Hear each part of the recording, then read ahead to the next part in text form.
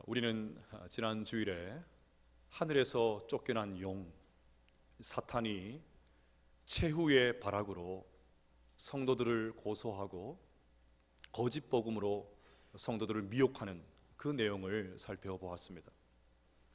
이런 사탄의 시도는 어떻게 되었습니까? 12장 16절에 그 결과가 나옵니다. 땅이 여자를 도와 그 입을 벌려 용의 입에서 토한 강물을 삼키니. 땅이 입을 벌려서 물을 삼키는 바람에 사탄의 시도는 실패로 돌아갑니다. 하지만 실패했다고 순순히 물러나면 사탄이 아니지요. 틀림없이 또 다른 수작을 부릴 것입니다. 그 내용이 12장 17절에 나옵니다. 용이 여자에게 분노하여 돌아가서 그 여자의 남은 자손 곧 하나님의 계명을 지키며 예수의 증거를 가진 자들과 더불어 싸우려고 바다 모래 위에 서 있더라. 사탄이 교회와 성도들을 공격했지만 별다른 소득이 없습니다. 그러자 사탄이 다시 성도들과 싸우기 위해서 전열을 가다듬고 있습니다. 그래서 13장에는 이 사탄의 호출을 받고 바다에서 짐승이 나오고 땅에서도 짐승이 나옵니다. 차차 살펴보겠지만 바다와 땅에서 나온 짐승은 전부 사탄의 수하들입니다. 그러니 결국 그 뒤에는 사탄 마귀가 역사하고 있는 것이죠. 그러면 왜 하필 사탄의 수하들이 바다와 땅에서 나오는 것일까요? 계시록 10장에서 두루마리를 들고 있는 천사가 오른발로는 바다를, 왼발로는 땅을 밟고 서 있는 그 장면을 기억하실 것입니다. 하나님이 바다와 땅, 즉 모든 세상을 통치하시고 주관하신다는 사실을 이렇게 표현한 것입니다. 하지만 사탄은 한상코 그것을 인정하지 않습니다. 인정하면 사탄이 아니지요. 곧 죽어도 그 꼴은 못 봅니다. 그래서 사탄은 하나님의 통치를 인정하기 싫어서 자신의 수하를 바다와 땅에서 불러내고 있는 것입니다. 오늘은 바다에서 나온 짐승을 살펴보고 다음 주에는 땅에서 올라온 짐승을 살펴보도록 하겠습니다. 자, 그러면 바다에서 나온 짐승, 이 짐승은 무엇을 상징할까요? 무엇을 의미할까요? 제일 먼저 짐승의 모습을 한번 살펴보겠습니다. 13장 1절 말씀 읽어봅시다. 시작. 내가 보니 바다에서 한 짐승이 나오는데 뿔이 열이요 머리가 7이라. 그 뿔에는 10왕관이 있고 그 머리들에는 신성모독하는 이름들이 있더라. 아멘. 바다에서 나온 짐승은 뿔이 10개고 머리가 7개입니다. 이것은 사탄의 모습과 매우 흡사하지요. 그러니 이들이 한 통속임에 틀림이 없습니다. 다만 왕관을 머리가 아닌 뿔에 쓰고 있습니다. 그래서 10개의 왕관을 가지고 있다. 그 부분만 다릅니다. 13장 2절에 짐승의 구체적인 모습이 나옵니다. 내가 본 짐승은 표범과 비슷하고 그 발은 곰의 발 같고 그 입은 사자의 입 같은데 용이 자기의 능력과 보좌와 큰 권세를 그에게 주었더라. 전체적인 모습은 표범과 비슷한데 발은 곰 같고 입은 사자와 같습니다. 그럼 이게 도대체 뭡니까? 상상이 되십니까? 요즘 아이들이 좋아하는 포켓몬스터 이런 그림을 떠올리게 만듭니다. 요한계시록이 어려운 이유가 바로 이런 구절들 때문이죠. 또 이런 구절을 해석하면서 상상의 나래를 펴면서 해석을 하다가 이단들이 나옵니다. 하지만 여기에 나오는 짐승은 이미 다니엘서에 나온 적이 있습니다. 조금 길지만 다니엘서 7장 3절부터 7절까지 말씀을 한번 천천히 읽어봅시다. 시작. 큰 짐승 넷이 바다에서 나왔는데 그 모양이 각각 다르더라.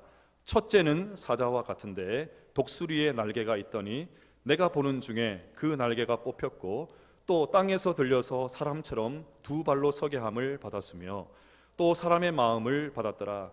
또 보니 다른 짐승 곧 둘째는 곰과 같은데 그것이 몸 한쪽을 들었고 그 입의 이사이에는 새 갈빗대가 물렸는데 그것에게 말하는 자들이 있어 이르기를 일어나서 많은 고기를 먹으라 하였더라. 그 후에 내가 또 본즉 다른 짐승 곧 표범과 같은 것이 있는데 그 등에는 새의 날개 넷이 있고 그 짐승에게 또 머리 넷이 있으며 권세를 받았더라. 내가 밤 한상 가운데 그 다음에 본 넷째 짐승은 무섭고 놀라우며 또 매우 강하며 또 쇠로 된 큰 이가 있어서 먹고 부서뜨리고 그 나머지 발로 밟았으며 이 짐승은 전의 모든 짐승과 다르고 또 10뿔이 있더라. 아멘. 다니엘은 이미 사자, 곰, 표범과 같은 짐승이 바다에서 올라오는 장면을 보았습니다. 그런데 오늘 요한계시록에 나오는 이 짐승은 다니엘이 본 짐승을 다 섞어 놓았습니다. 그 특징들이 다 나옵니다. 여기까지는 이해를 해도 여전히 짐승의 정체가 풀리지를 않습니다. 이 짐승의 환상을 제일 먼저 본 다니엘도 마찬가지였습니다. 그래서 다니엘이 천사에게 도대체 이 짐승이 뭐냐고 물어봅니다. 그러자 천사가 다니엘에게 이렇게 알려주었습니다. 다니엘서 7장 16절과 17절입니다. 내가 그 곁에 모셔 선 자들 중 하나에게 나아가서 이 모든 일의 진상을 물으매 그가 내게 말하여 그 일의 해석을 알려주며 이르되 그 내 큰 짐승은 세상에 일어날 내 왕이라. 다니엘이 본 짐승은 세상에서 일어나게 될 4명의 왕을 상징했습니다. 네 왕은 고대 사회를 호령했던 바벨론, 페르시아, 헬라, 로마 제국을 의미를 합니다. 즉 다니엘은 이 거대한 제국들이 차례대로 나타나서 세상을 통치할 것을 예언했던 것입니다. 그런데 이 제국들의 공통점이 있습니다. 이 네 나라는 전부 성도들을 괴롭혔고 하나님의 백성들을 식민 통치했습니다. 그 나라들입니다. 특히 다니엘 7장 23절을 보면 오늘 본문의 짐승이 어떤 나라인지 구체적으로 알 수 있습니다. 모신자가 이처럼 이르되 넷째 짐승은 곧 땅의 넷째 나라인데 이는 다른 나라들과 달라서 온 천하를 삼키고 밟아 부서뜨릴 것이며. 넷째 짐승은 특별히 힘이 강해서 온 땅을 부서뜨립니다. 여러분, 요한계시록을 제일 먼저 읽었던 이 1세기 성도들에게 그러면 바다에서 나온 짐승은 어디겠습니까? 로마 제국이죠. 로마 제국이었습니다. 바다에서 나온 짐승은 로마 제국과 그 로마 제국의 황제들을 상징하는 것이었습니다. 조금 더 확장하면 교회와 성도들을 박해하는 국가, 그 국가의 통치자들, 그들이 바로 바다에서 올라온 짐승들이었습니다. 저는 오늘 설교를 준비하면서 사람들이 국가와 통치자들을 신격화하는 이유를 비로소 알게 되었습니다. 사탄이 그 뒤에서 충동질하기 때문입니다. 그냥 나라, 그냥 통치자가 아니고 그 뒤에 사탄이 있었습니다. 여러분 1절을 다시 보십시오. 바다에서 나온 짐승들이 머리에 신성모독하는 이름들이 있습니다. 1세기로 돌아가서 생각을 해보면 실제로 로마 황제들은 신의 호칭을 사용했습니다. 그냥 신으로 추앙을 받았습니다. 아우구스투스가 죽었을 때 사람들이 그를 어떻게 불렀는지 아십니까? 디부스, 신과 같은 자, 신과 같은 자라고 불렀습니다. 네로 황제는 자신의 얼굴이 박힌 그 주화를 만들고는 주화에다가 자기 얼굴을 새겨놓고는 뭐라고 각인을 했냐면 세상의 구주, 세상의 구주라고 써놓았습니다. 요한계시록을 쓰던 당시의 황제였던 도미티아누스는 이미 도미니우스 앳 데우스 노스테르, 우리 주 우리 하나님으로 불렸습니다. 여러분, 이것이 어디 1세기 로마 제국에서만 있었던 일입니까? 심지어 바로 앞세기였던 20세기에도 있었습니다. 나치는 독일의 어린 학생들에게 아돌프 히틀러는 우리의 구세주, 우리의 영웅이다 노래를 만들어서 부르게 했습니다. 여러분, 독일이 어떤 나라입니까? 종교개혁의 본토지요. 오직 은혜, 오직 믿음, 오직 하나님께 영광을 외쳤던 그 나라 독일이었습니다. 그런데 독일 교회가 이것을 인정했습니다. 일본 제국주의는 신사참배라는 이름으로 국가 숭배를 강요했죠. 이로 인해서 한국 교회가 얼마나 큰 분열의 아픔을 겪어야 했습니까? 지금도 그 잔재가 여전히 남아 있습니다. 북한 정권은 70년이 넘도록 신격화에 열을 올리고 있습니다. 중국 시진핑은 또 어떻습니까? 교회와 선교사들에게 가해지는 그 박해를 보면 국가 권력이 오늘 본문에 나오는 그대로 짐승입니다. 짐승 같은 짓을 하고 있습니다. 여러분, 이런 측면에서 세상 권력을 우상시하는 것, 신격화하는 것을 경계해야 됩니다. 지금 우리나라 상황도 별반 다르지 않지요. 여야 할 것 없이 자신이 지지하는 이념, 정당, 지도자를 거의 신격화합니다. 세속 정치가 거의 우상화되어 있습니다. 심지어 일부 과격하고 편향된 목회자들이 이념을 우상하는 데 열을 올리고 있습니다. 정말 비극이죠. 이런 정치적인 모습은 교회 안에도 그대로 들어와 있습니다. 그래서 저한테 많은 분들이 목사님은 어느 색깔이세요? 목사님은 어느 당이세요? 자꾸 물어보십니다. 제가 구체적으로 자꾸 얘기 안 하니까 나름대로 추측을 해가지고 소설을 쓰시고 통으로 그냥 이렇게 찍으시고 그러시더라고요. 제가 오늘 정확하게 저의 색깔 당을 말씀드리겠습니다. 저는 예배당입니다.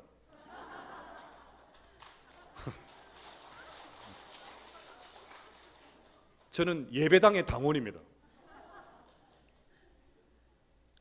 제가 이렇게 얘기하니까 어떤 분이 정말 더 은혜로운 목사님께서 대답을 하시더라고요. 저는 천당입니다 이러시더라고요. 천당입니다.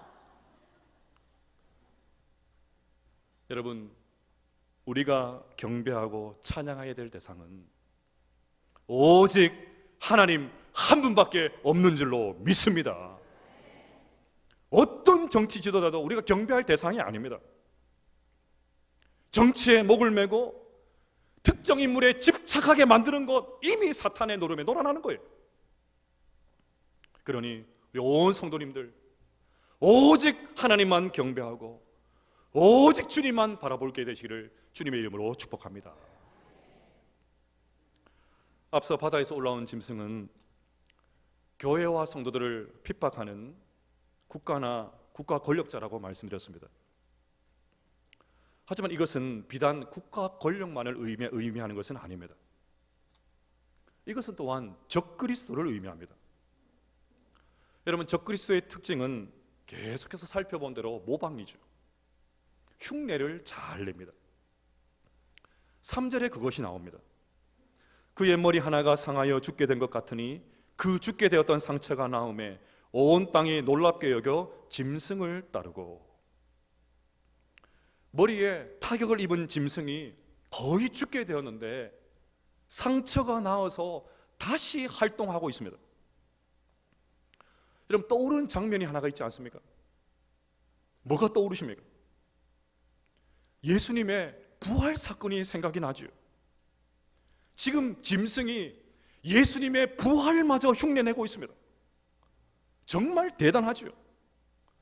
오직 예수님만 행하셨던 그 부활마저 교묘하게 모방을 합니다. 그러자 온 땅이 온 사람들이 놀라서 짐승을 따릅니다. 기적을 보고는 사람들이 정신을 차리지 못합니다. 결국 사탄이 이것을 노리는 것이죠. 악령들도 기적을 일으킵니다. 악령들도 사람을 고칩니다.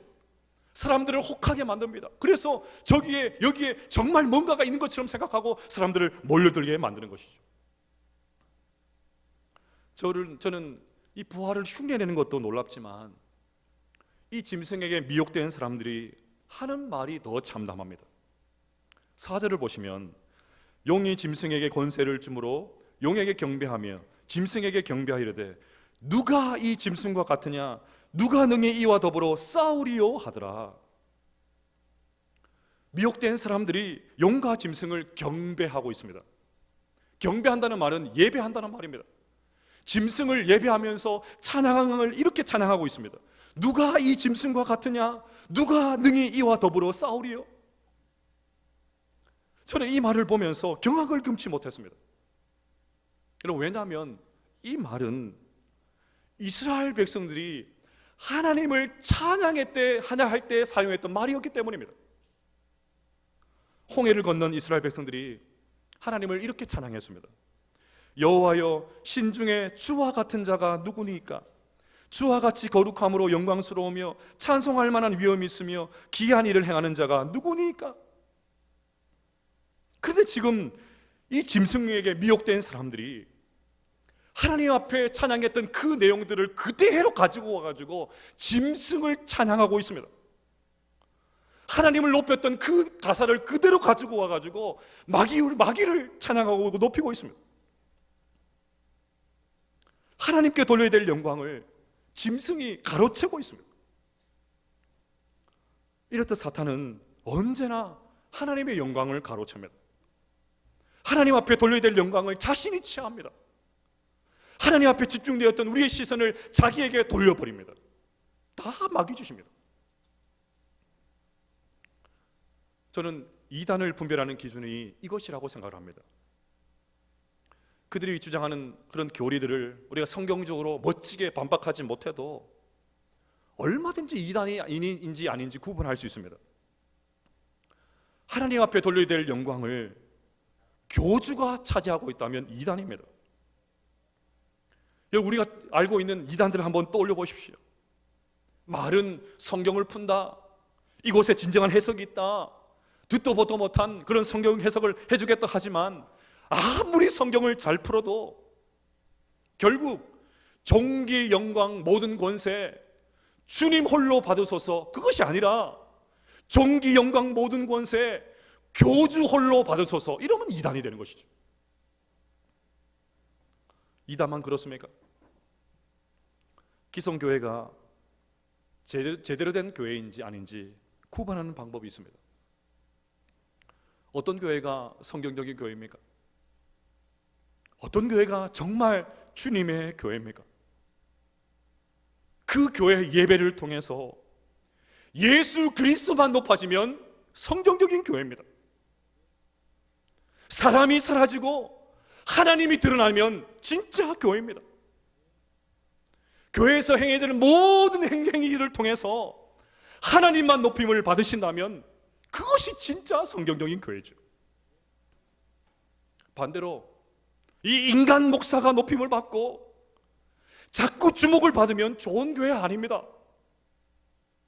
특정한 사람, 시쳇말로 유력한 사람이 드러나고 유력한 사람이 좌지우지하고 큰 소리치는 교회, 좋은 교회 아닙니다. 봉사를 해도 익명으로 헌신하는 것이 아니라 자기 이름 내는데 혈안되어 있으면 좋은 교회 아닙니다. 사람들이 알아주지 않는다고, 칭찬해주지 않는다고 토라져 있으면 좋은 교회 아닙니다. 늘 내 기분, 내 위치, 내 위신만 생각하고 있다면 좋은 교회 아닙니다. 세상과 나는 간 곳 없고 구속하신 주님만 보이는 교회, 그 교회가 진짜 주님의 교회죠. 이런 측면에서 우리 언양교회가 오직 하나님만 드러내고 오직 예수님만 높이고 오직 성령님이 역사하시는 명실상부한 주님의 교회가 될 수 있기를 주님의 이름으로 축복합니다. 자, 이제 마지막으로 사탄의 수하들이 끝까지 발악하면서 미혹하는 이 세상 속에서 우리 그리스도인들은 어떻게 살아야 하는지 한번 살펴보겠습니다. 우리 10절 말씀을 같이 읽어봅시다. 시작. 사로잡힐 자는 사로잡혀 갈 것이요 칼에 죽을 자는 마땅히 칼에 죽을 것이니 성도들의 인내와 믿음이 여기 있느니라. 아멘. 이 구절 또한 구약의 예레미야서에서 가지고 왔습니다. 하나님은 예레미야 선지자에게 유다가 반드시 멸망당할 것을 말씀하셨습니다. 그러자 나라가 멸망당한 이야기를 듣고 백성들이 예레미야에게 찾아와서 어떻게 하면 되냐고, 방법을 가르쳐 달라고 그렇게 묻습니다. 그때 하나님께서 이렇게 말씀하십니다. 그들이 만일 내게 말하기를 우리가 어디로 나아가리요 하거든 너는 그들에게 이르기를 여호와께서 이와 같이 말씀하시니라. 죽을 자는 죽음으로 나아가고 칼을 받을 자는 칼로 나아가고 기근을 당할 자는 기근으로 나아가고 포로될 자는 포로됨으로 나아갈지니라 하셨다 하라. 우리 하나님 굉장히 냉정하십니다. 죽을 자 죽음으로 나아가고 칼을 받을 자 칼로 나아가고 기근 당할 자 기근 나가으로 나아가고 포로될 자라 포로배로 나아가라고 하십니다. 유다 나라가 망하는 것은 이미 결정되었으니까 되돌릴 수 없으니까 잔머리 굴리지 말고 현실을 담담하게 받아들이라고 하십니다. 이 말씀이 고난당하고 있는 1세기 성도들에게 그대로 전해지고 있습니다. 여러분, 이 말씀을 보시면서 어떤 느낌이 드십니까? 저는 설교를 한동안 쓰지를 못했습니다. 도대체 하나님께서 무슨 말씀을 하시는가 이해가 되지 않았습니다. 그렇지 않아도 실컷 두들겨 맞고 있는 1세기 성도들에게 계속 두들겨 맞으라고 하십니다. 억울한 일을 당하면 잔머리 굴리지 말고 계속 당하라고 하십니다. 생명 부지할 생각하지 말고 생명을 잃을 상황이 되면 죽으라고 하십니다. 여러분, 이게 할 소리입니까? 다른 사람들도 아니고 1세기 성도들에게 할 소리는 아니지 않습니까? 저도 이렇게 거북한데 1세기 성도들이 얼마나 거북했을까요? 더욱이 9절을 보십시오. 누구든지 귀가 있거든 들으라고 하십니다. 그만큼 중요하니까 허투루 듣지 말고 그냥 하는 말이 아니니까 제대로 들으라고 하십니다. 아니, 그렇게 중요한 말씀이라고 하면 이렇게 힘든 성도들에게 세상에는 짐승과 용이 활개를 치지만 염려하지 말아라. 너희들 이름이 생명책에 기록되어 있으니까 내가 다 지켜줄 거야. 내가 다 처리해 줄게. 이렇게 말씀하시면 안 됩니까? 그것도 아니라면 어려움이 있겠지만 조금만 참으면 곧 광명의 날이 올 것이다. 어떤 일이 있어도 너희들의 이름이 생명책에 등재되어 있다는 것을 잊어버리면 안 돼. 이렇게 말씀해 주시면 안 됩니까? 그런데 다시 10절 말씀을 보십시오. 주님은 분명히 이렇게 말씀하십니다. 사로잡힐 자는 사로잡혀 갈 것이요 칼에 죽을 자는 마땅히 칼에 죽을 것이니 성도들의 인내와 믿음이 여기 있느니라. 짐승과 용이 마지막 시대에 발악을 할 때 성도들이 할 수 있는 것 이것이라고 하십니다. 다른 대안이 없습니다. 성도들이 잡혀가고 성도들이 죽는 상황에서 우리 주님은 얼마나 잘 인내하는지, 얼마나 믿음대로 사는지 지켜보겠다고 하십니다. 저는 오늘 설교를 준비하면서 오늘날 기성교회 안에 요한계시록 설교가 사라진 이유를 비로소 알게 되었습니다. 물론 해석하기가 어려우니까 구약에 대한 이해도 있어야 되고 복잡한 것들이 많으니까 쉽게 손이 안 가는 것도 사실이죠. 또 요즘에는 이단들이 요한계시록을 독점하고 있습니다. 그러니까 어느 교회에서 요한계시록 설교를 한다 그러면 그 교회를 공격합니다. 막 달려듭니다. 한번 해보자고 막 달려듭니다. 그러니까 구설수에 말려지지 않으려고 아예 요한계시록을 안 건드린 거죠. 그런데 진짜 이유는 요한계시록의 메시지가 우리의 기대와 다르기 때문입니다. 우리의 생각과 다르기 때문입니다. 다른 것도 아니고 믿음 지키는 것 때문에 힘들어하는 1세기 성도들이라면 하나님께서 기적을 베풀어 주시면 안 됩니까? 성도들을 해코지하고 괴롭히는 사람들 지도 새도 모르게 제거하시면 안 됩니까? 하나님 얼마든지 그렇게 하실 수 있지 않습니까?